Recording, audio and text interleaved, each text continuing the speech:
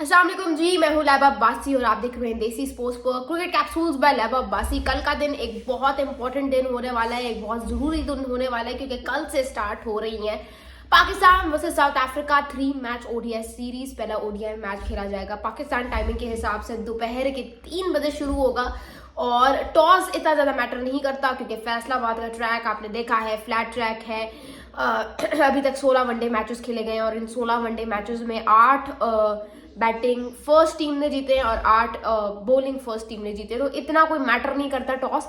लेकिन ऑब्वियसली शाहीन शाह अफरीदी के जिन्होंने प्रेस कॉन्फ्रेंस सुनी उन्होंने ये भी सुना होगा कि शाहीन शाह अफरीदी ने कहा कि अगर ड्यूल फैक्टर होगा तो ऑब्वियसली क्योंकि ड्यू फैक्टर लाहौर में भी देखने को मिला था, जो जहां पे ड्यू फैक्टर इन्वॉल्व होता है वहां पे teams go for chasing obviously. तो अगर ड्यू फैक्टर हुआ या इस तरह का कुछ हुआ, क्योंकि मौसम सर्दियां और गर्मियां बीच में मिक्स है तो हो सकता है, so you never know what is going to happen tomorrow. But playing 11 को डिस्कस करेंगे, बाबर आजम का रिकॉर्ड डिस्कस करेंगे। आपको पता है कि पाकिस्तान की तरफ से सईद अनवर के पास 20 ओडीआई सेंचुरीज और कल बाबर आजम के पास बहुत जबरदस्त रिकॉर्ड है, मौका है कि वो इस रिकॉर्ड को इक्वल कर दें। और ना सिर्फ ये बल्कि he will be the fastest one to reach 20 ODI centuries. कल का मैच है, लेकिन मेरे ख्याल से अगर वो कल या दूसरे ओडीआई मैच में करते तब ही will be the fastest one. अगर उनका ये रिकॉर्ड मतलब उनकी सेंचुरी जो है वो तीसरे ओडीआई मैच में आती है तो फिर कोई इस तरह का कुछ भी इस तरह का कोई सीन होगा नहीं।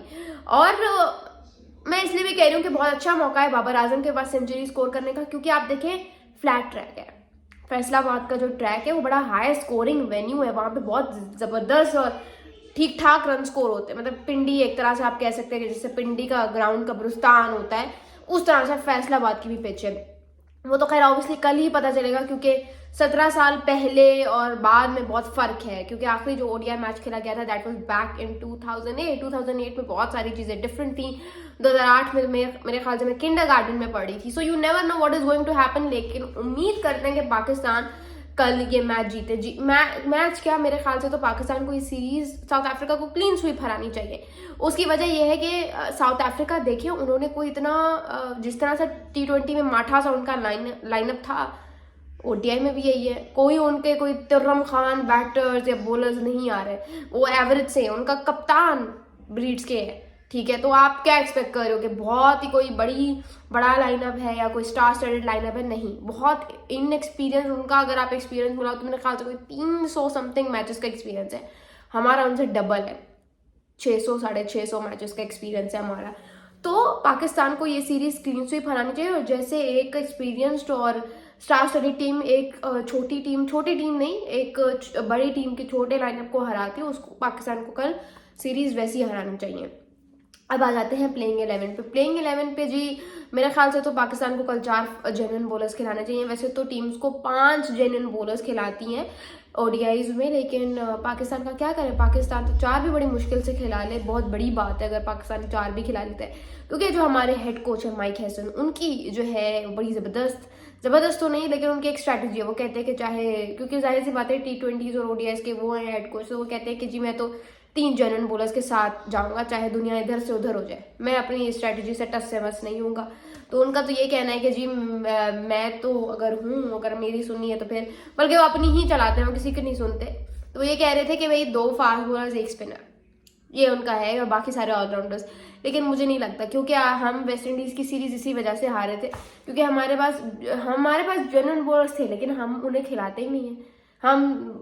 हम बेशर्मों की तरह सीरीज हार जाएंगे, लेकिन हम 4 जेन्युइन बॉलर्स नहीं खिलाएंगे। तो भाई अगर सीरीज तमीज से जीतनी है तो 4 जेन्युइन बॉलर्स खिलाना मस्ट है। उन 4 जेन्युइन बॉलर्स में आपके पास, मैं तो बहुत लोग कह रहे हैं कि जी हम अपने पेस्ट्रियों के साथ जाएंगे, हम शाहीन, नसीम और हारिस रऊफ के साथ जाएंगे और 1 स्पिनर अबरार अहमद। लेकिन मुझे लगता है कि नसीम शाह को नहीं, बल्कि उनके जगह पे वसीम जूनियर को हमें ट्राई आउट करना चाहिए, वसीम जूनियर को मौका देना चाहिए। वो बंदा कब से 2-2.5 माह से पाकिस्तान क्रिकेट टीम के साथ है, लेकिन पाकिस्तान क्रिकेट टीम बस उसको अपने साथ लेके ही घूम रही है, उसको आज तक एक भी मैच नसीब नहीं हुआ। तो प्लीज या तो होता कि बहुत फारिग कोई बॉलर होता तो मैच ना देते, समझ भी आता। इतना जबरदस्त एक्सपीरियंस बॉलर है, रिवर्स स्विंग का कमाल एक्सपर्ट, और आप उसको क्यों नहीं दे रहे हो मैच?